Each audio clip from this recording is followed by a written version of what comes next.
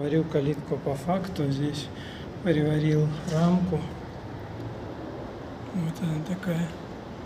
И чтобы пропеллером не было, по месту выставил по уровню эту вертикальную и варю теперь через 16 сантиметров поперечины. 6 штук будет. И потом, наверное, еще по диагонали одну сделаю для жесткости. Посмотрю, как она будет держаться. В общем, еще половина осталась.